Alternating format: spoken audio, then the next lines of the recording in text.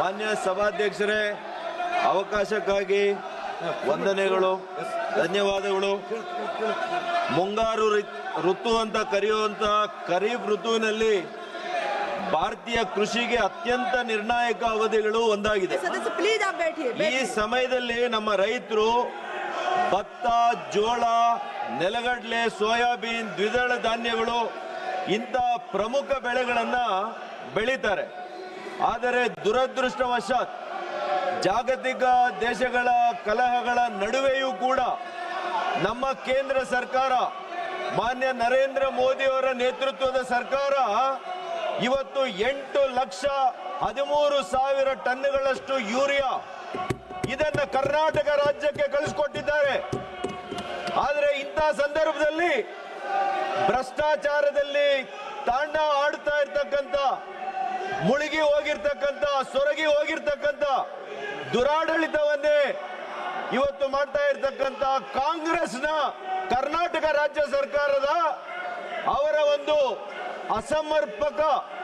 ಅಸಮರ್ಪಕವಾಗಿರ್ತಕ್ಕಂತಹ ಇವತ್ತು ಏನು ಆಡಳಿತ ಇದೆ, ದಾಸ್ತಾನು ಇದ್ದಂತ ಯೂರಿಯಾ ಮತ್ತು DAPಯನ್ನ ಸರಿಯಾಗಿ ಸಮರ್ಪಕವಾಗಿ ಅದನ್ನ ಹಂಚಿಕೆ ಮಾಡದಿರ ರೈತರಿಗೆ ಇವತ್ತು ಅನ್ಯಾಯವನ್ನ ಮಾಡಿದೆ ಕರ್ನಾಟಕದ ಕಾಂಗ್ರೆಸ್ ಸರ್ಕಾರ.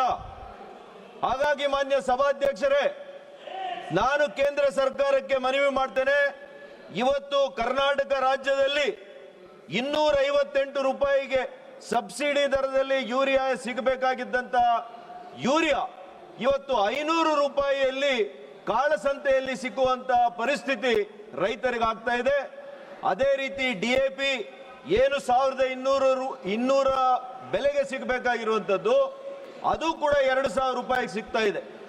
ಈಗಾಗಲೇ ನಾವು ಮಾನ್ಯ ಕೇಂದ್ರ ಸಚಿವರು, ಮಾನ್ಯ ಪ್ರಹ್ಲಾದ್ ಜೋಶಿ ಅವರ ನೇತೃತ್ವದಲ್ಲಿ ನಾವೆಲ್ಲ ನಮ್ಮ ಪಕ್ಷದ ಲೋಕಸಭಾ ಸದಸ್ಯರು, ರಾಜ್ಯಸಭಾ ಸದಸ್ಯರು ಮಾನ್ಯ ಸಚಿವರ ಬಳಿ ನಿಯೋಗವನ್ನು ಹೋಗಿ ನಮ್ಮ ರಾಜ್ಯ ಸರ್ಕಾರದ ಮುಖ್ಯ ಕಾರ್ಯದರ್ಶಿಗೆ ಅವರಿಗೆ ಮಾಹಿತಿಯನ್ನು ಕೊಟ್ಟು, ಅವರಿಗೆ ಸೂಚನೆಯನ್ನು ಕೊಟ್ಟು ಸಮರ್ಪಕವಾಗಿ ನಮ್ಮ ರೈತರಿಗೆ ಯೂರಿಯಾ ಮತ್ತು DAP ಏನು ದಾಸ್ತಾನುಗಳಲ್ಲಿದೆ, ಕಾಳಸಂತೆಯಲ್ಲಿದೆ, ಅದನ್ನ ಸಮರ್ಪಕವಾಗಿ ಅದನ್ನ ರೈತರಿಗೆ ತಲುಪುವಂತ ಕೆಲಸ ಮಾಡಬೇಕು ಅಂತೇಳಿ ಸೂಚಿಸಬೇಕು ಅಂತೇಳಿ ನಾನು ಆಗ್ರಹವನ್ನ ಮಾಡ್ತೇನೆ ಮಾನ್ಯ ಸಭಾಧ್ಯಕ್ಷರೇ. ನಮಸ್ಕಾರ.